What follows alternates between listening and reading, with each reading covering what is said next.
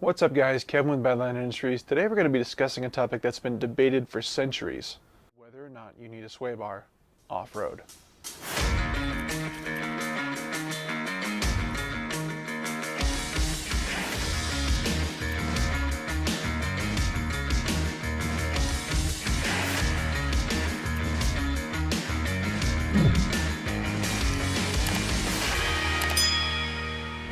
So there's two main schools of thought when it comes to sway bars and off-road. First being, leave it connected, leave it on the truck.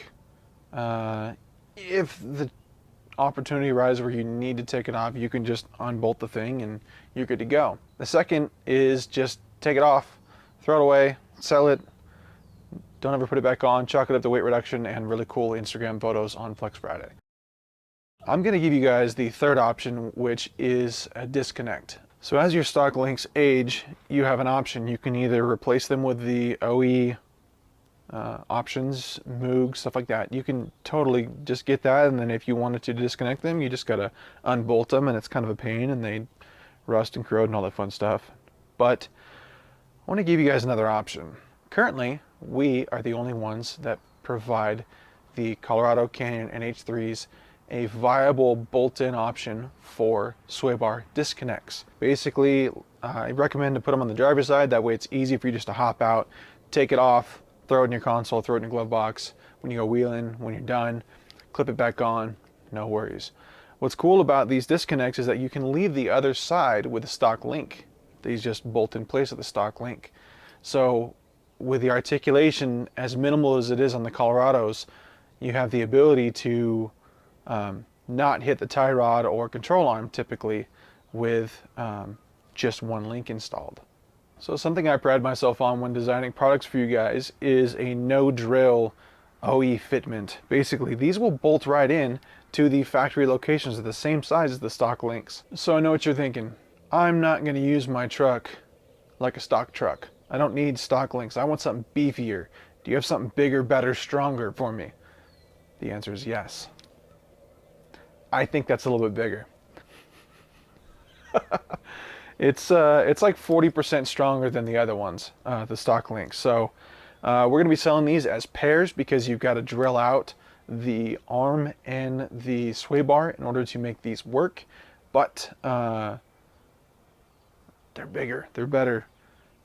OE fitment is great and all, but we all know that sometimes what GM designs is not what we use our trucks for. So I want to give you guys the option to strengthen these components and quite literally never risk breaking a component like this. Let's get under the truck here. I'm probably going to run it up on some ramps so I can get some better video for you guys, and I'll show you guys how to install these, and then we'll kind of talk through the requirements that you're going to need to install these guys. I always find it comical when I get the Canyon up on the ramps and it's still not as tall as my truck's going to be. It's still about 2 or 3 inches shorter, and I'm pretty sure I've got to go up another 1.5 inches or so on the blocks down there. So let's get into the truck here and I'll show you guys what it takes to install our disconnects.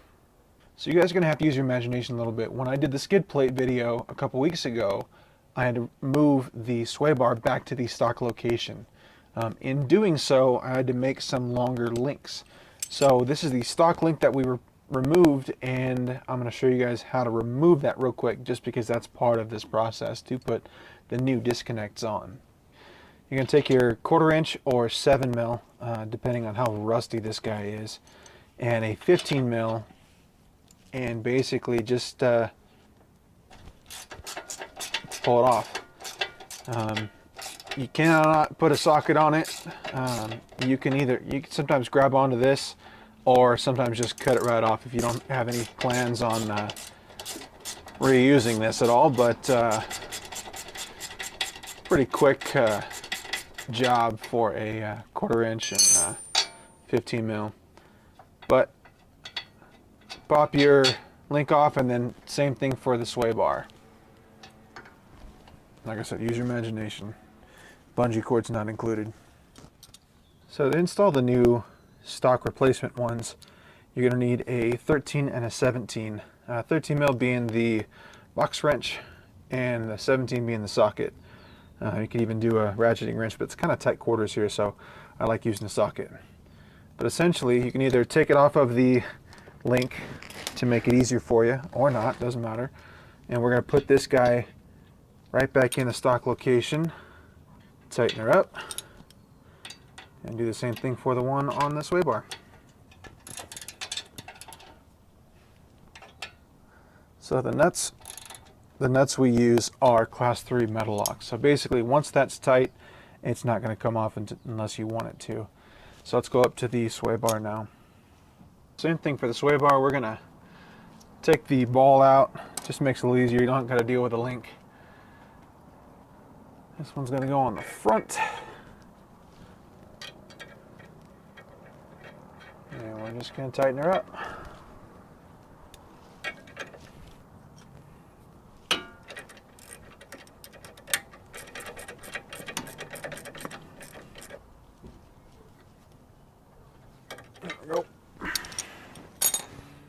There you go, guys. In order to remove this, all you got to do is slide the sleeve down and up. Throw this in your door panel, throw it in your door card, in the glove box, wherever you want. Leave it completely disconnected. When you get off the trail, just make sure the balls are clean. And clip, clip, you're all done. So let's go on the trail and I'll show you guys how this thing acts on and off.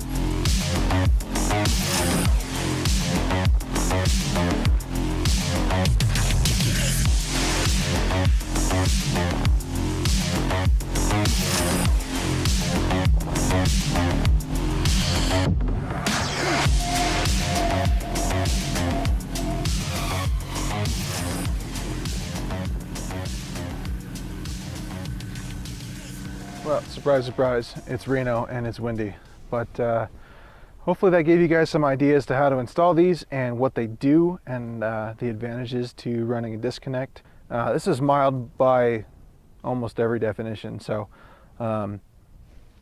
your mileage may vary, but these guys are stock replacements. The HD ones, I don't see how you guys are going to break them. They're something like 8 or 9 or 10,000 pounds of braking strength each. So, I've not broken the 10 mils just yet, so we'll see. But yeah, if you guys have any questions on these links or the differing or the differential spacers or the skid plate or anything else we make for the Colorado Canyons and H3s, feel free to comment below or send us an email. Be more than happy to talk to you guys, and if you have any ideas for more products, feel free to let us know about those too. Thanks for watching.